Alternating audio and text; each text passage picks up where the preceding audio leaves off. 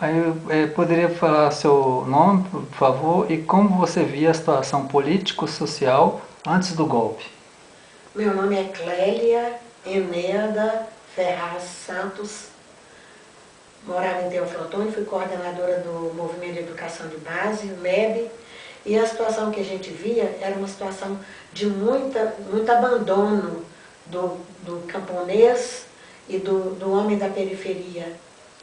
E aí, dentro desse abandono, desse descaso que os governos tinham com esse tipo de pessoas, a CNBB, juntamente com um grupo de leigos, criou esse movimento de educação de base, que seria a alfabetização de adultos e conscientização desses mesmos adultos no campo e nas periferias da cidade. Em que o golpe interferiu em sua vida? Trauma. Fiquei traumatizada muito tempo, eu fiquei traumatizada. Você estava fazendo um programa para educar as pessoas e de repente... E de repente nós vimos isso ir por terra. E com uma acusação, nós que somos pessoas de igreja, ser acusados de comunistas e de subversivos. Isso nos doeu muito. Você sentiu-se intimidado e com medo durante o regime militar? Sim, sim. Não pôde morar num lugar só por muito tempo? Não, nós tivemos que inclusive não mudar, assim, mas sair, ir para um canto, ir para outro, passar alguns dias em um lugar, outros dias em outro lugar, sempre para não ficar... Em movimento. Sempre em movimento. Você poderia falar que seu nome e o dos seus colegas estavam Numa lista, na mão do policial federal em Valadares, nós seríamos presas também, ou procuradas ou presas, né? E pela interferência do bispo de Teoflotone, o nosso bispo, nada nos aconteceu. Ele chegou aí em Valadares, ele viu os nossos nomes e disse que qualquer coisa que nos acontecesse, a polícia seria responsabilizada por ele.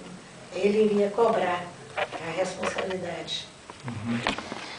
Houve alguma mudança substancial na sua vida por causa do regime militar?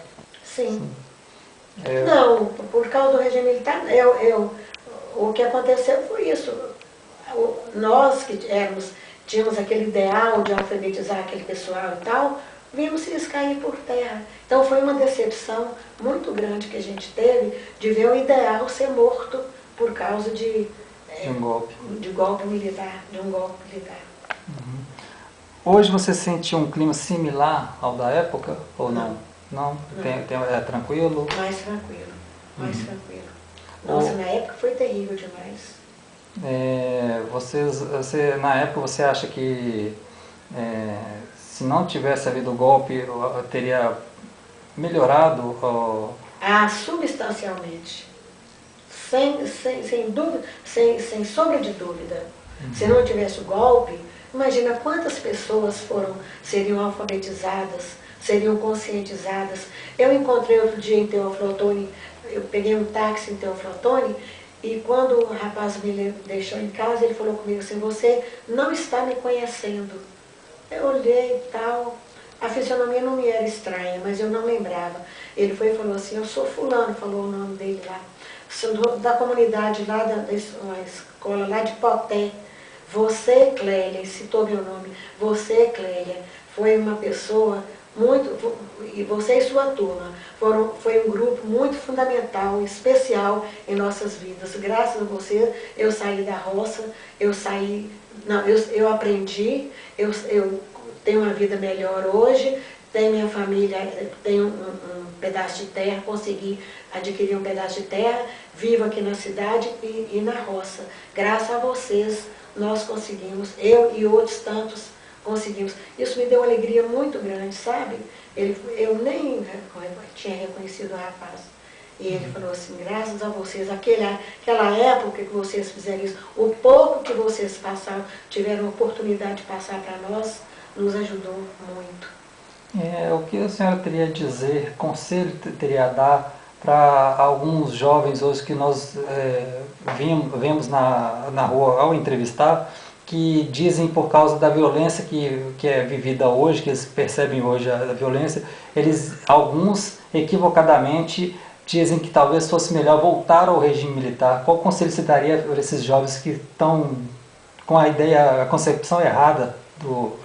Procurem votar bem, procurem votar em pessoas conscientes e não pessoas do tipo que está aí.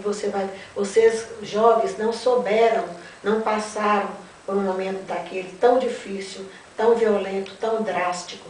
Agora sim nós estamos vendo outro tipo de violência, ruim também, muito ruim, mas por quê? Talvez se naquela época as pessoas tivessem sido alfabetizadas, conscientizadas, nós não estaríamos hoje vivendo essa situação de violência hoje. Então o conselho seria que estão equivocados, não tem nada de bom no golpe militar de segurança, que elas acham que vai trazer segurança, vai ser exatamente o contrário, né? O contrário, procurem votar bem para não acontecer essa situação, não voltar uma situação de agressão às pessoas, de violência contra pessoas, contra cidadãos, que não tem nada a ver com a história. Tá certo, muito obrigado, dona Clélia. Eu não sei se eu falei o suficiente ou o que você...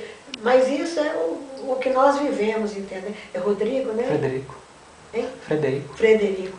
É o que a gente viveu, Frederico.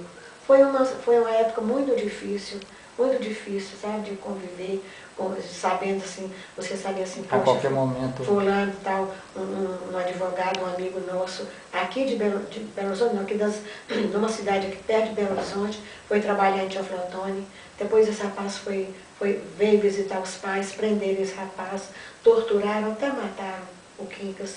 Então foi muito difícil a gente saber, assim, um rapaz que tinha um escritório de advocacia, atendia a pobreza, assim, fazia tudo assim de graça para a pobreza. Ele tinha os custos dele, mas ele atendia as pessoas assim, sabe, com a maior boa vontade e tudo. E esse rapaz, eu acho talvez até por causa disso, porque ele era bom demais, disseram que ele era comunista, que ele vivia no meio da pobreza, e aí mataram o povo do rapaz. Torturaram até mataram.